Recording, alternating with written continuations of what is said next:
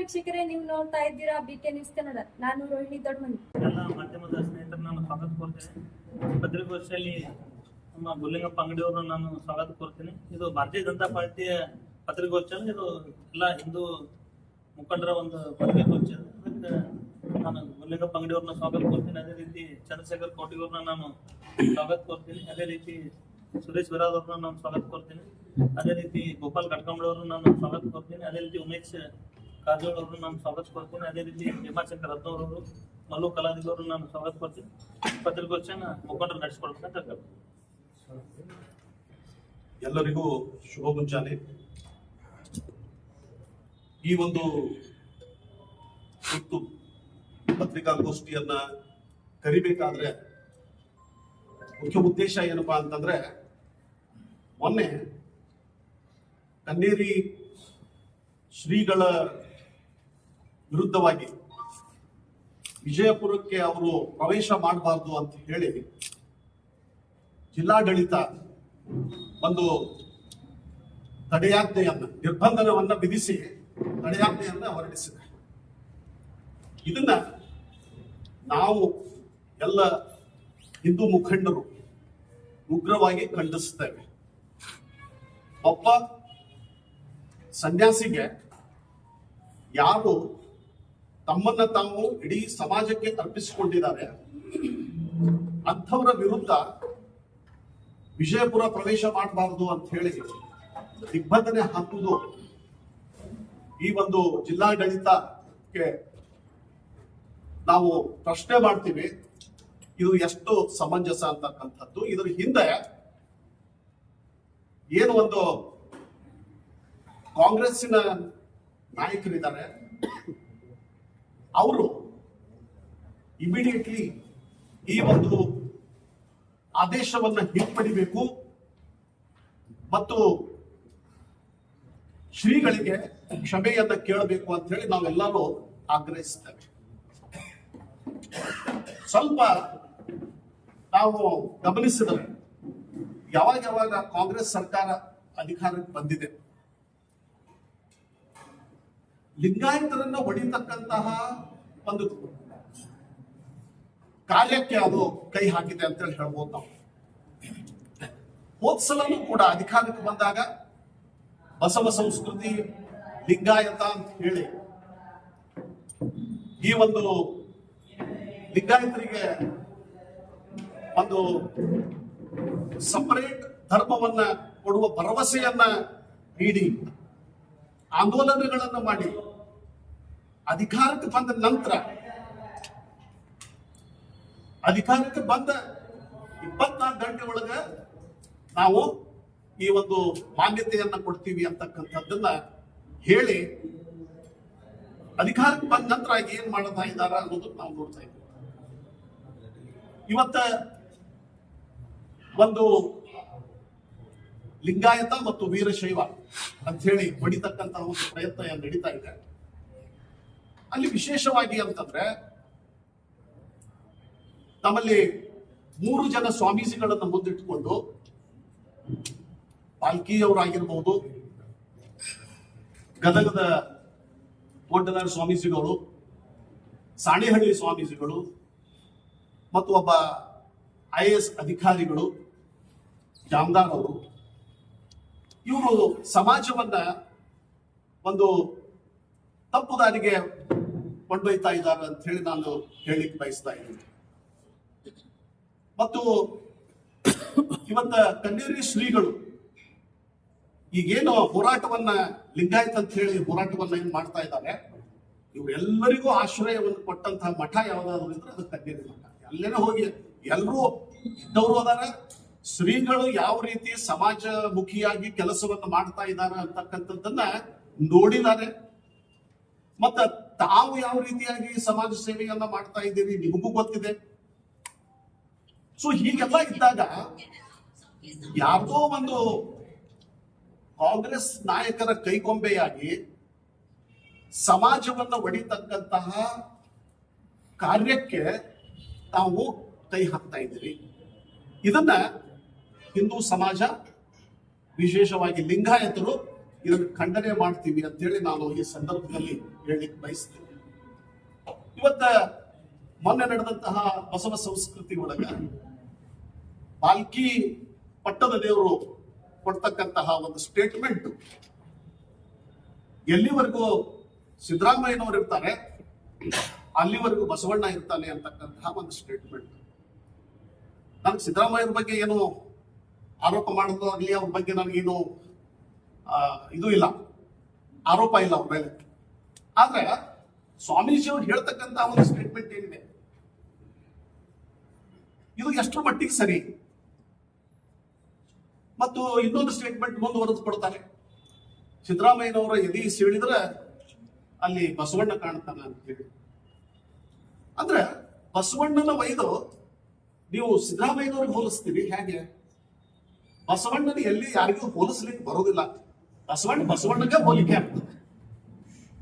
So ಹೀಗಾಗಿ ಯಾರನ್ನು ಮೆಚ್ಚಿ ರಾಜಕೀಯ ಲಾಭವನ್ನು ಪಡೀಲಿಕ್ಕೆ ಈ ಮಠಮಾನ್ಯಗಳು ಯಾಕೆ ಪ್ರಯತ್ನಿಸ್ತಾ ಇದ್ದಾರೆ?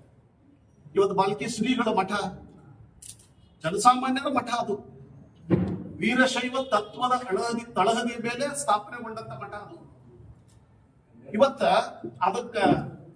ಇವತ್ತ ಭೀಮಣ್ಣ ಖಂಡ್ರೆ ಅವರಾಗಲಿ, ಖಂಡ್ರೆ ಮನೆತನ ಆಗಲಿ, ಆ ಮಠದ ಶಿಷ್ಯರದಾರೆ, ಅವರು ವೀರಶೈವ ಲಿಂಗಾಯತ ಅಂತ ಹೇಳಿ ಅವ್ರು ಒಪ್ಕೊಂಡಂಥವ್ರು. ಹೀಗಿದ್ದಾಗ ನೀವು ಒಂದು ಕಡೆ ಆ ಸಿದ್ಧಾಂತವನ್ನ ಬುಡಮೇಲು ಮಾಡ್ಲಿಕ್ಕೆ ಹೊಂಟಿದ್ದೀರಿ. ಹೀಗಾಗಿ ಇದರ ಬಗ್ಗೆ ತಾವು ಏನದ ಸ್ವಲ್ಪ ಗಂಭೀರವಾಗಿ ವಿಚಾರ ಮಾಡಬೇಕು. ಮತ್ತು ನೀವು ಕನ್ನೇರಿ ಮಠಕ್ಕೆ ಎಷ್ಟೋ ಸಂದರ್ಭದೊಳಗೆ ಹೋಗಿರಿ, ಅನಾರೋಗ್ಯದಿದ್ದಾಗ ಅಲ್ಲಿ ಚಿಕಿತ್ಸೆಯನ್ನು ಕೂಡ ಪಡ್ಕೊಂಡಿದ್ದೀರಿ. ಸೊ ಹೀಗೆಲ್ಲ ಇದ್ದಾಗ ಯಾರನ್ನೋ ಎತ್ತಿ ಕಟ್ಟಿ ಅದೇ ಶ್ರೀಗಳ ವಿರುದ್ಧವಾಗಿ ಇವತ್ತ ಈ ಒಂದು ಬಿಜಾಪುರಕ್ಕೆ ದಿಗ್ಬಂಧನ ಹಾಕಿಸ್ತೀರಿ ಅಂತಂದ್ರೆ ಎಷ್ಟು ಮಟ್ಟಿಗೆ ಅದು ಸರಿ?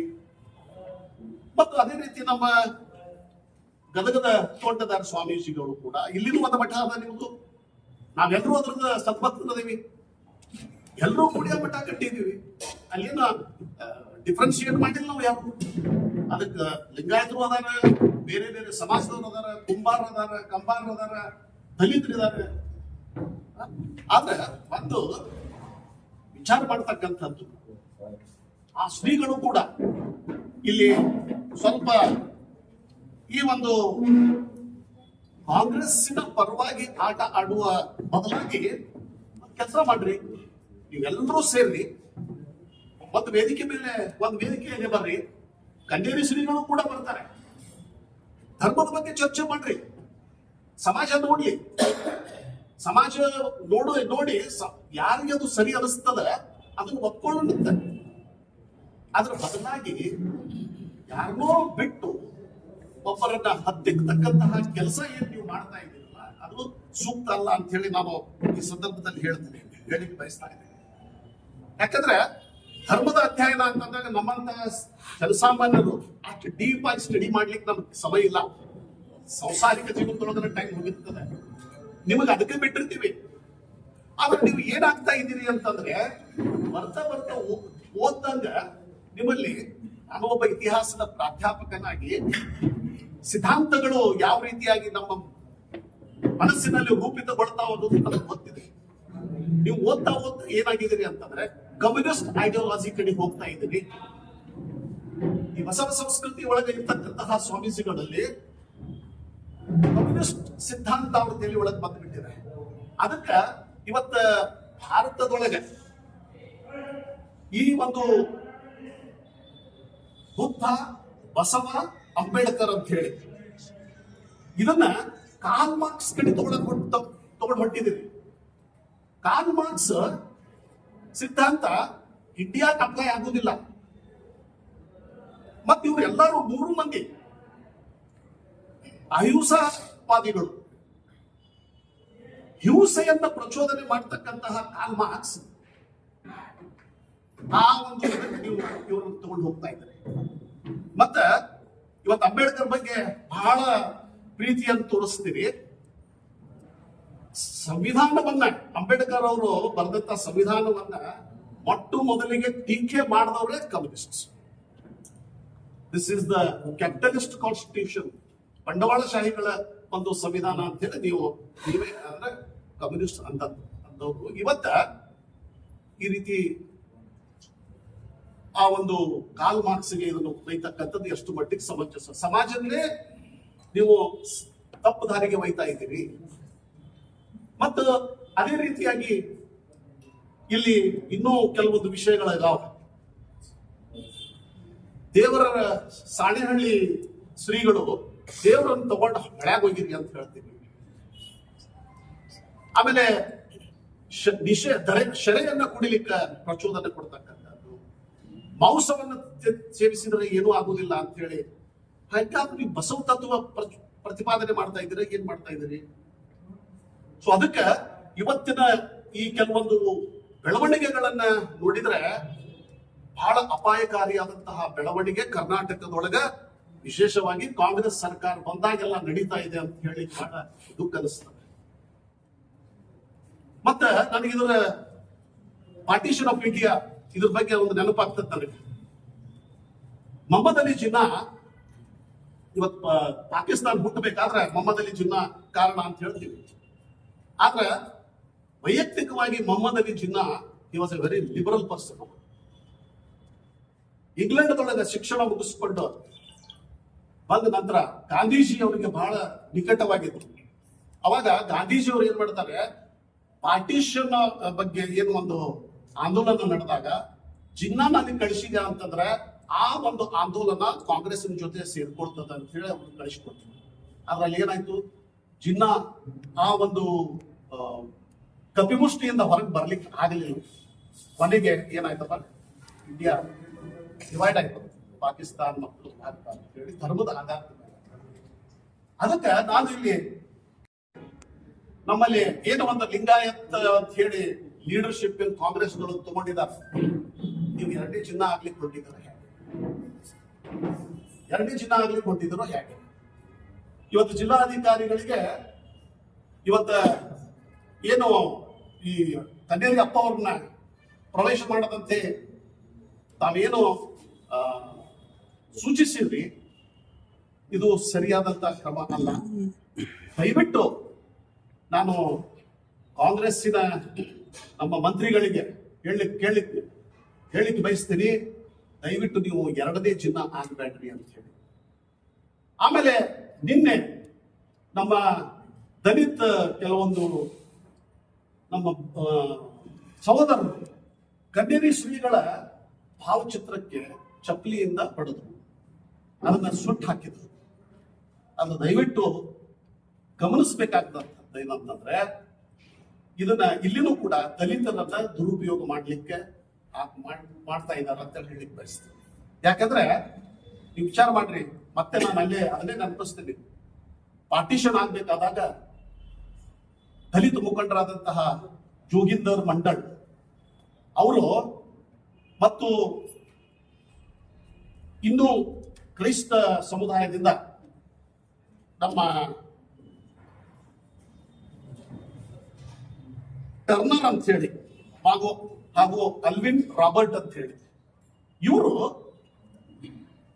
ಪಾರ್ಟಿಷನ್ ಆಗಬೇಕಾದಾಗ ನಾವು ಪಾಕಿಸ್ತಾನಕ್ಕೆ ಹೋಗ್ತೀವಿ ಅಂತ ಹೇಳಿ ದಲಿತರನ್ನ ಪ್ರಚೋದನೆ ಮಾಡಿ ಅವರಿಗೆ ಅಲ್ಲಿ ಕರ್ಕೊಂಡು ಹೋದ ನಂತರ ಜಿನ್ನಾ ಅವರಿದ್ದಾಗ ಲಾ ಮಂತ್ರಿ ಆಗಿದ್ರು ಜೋಗಿಂದರ್ ಮಂಡಲ್. ಆಮೇಲೆ ಅದೇ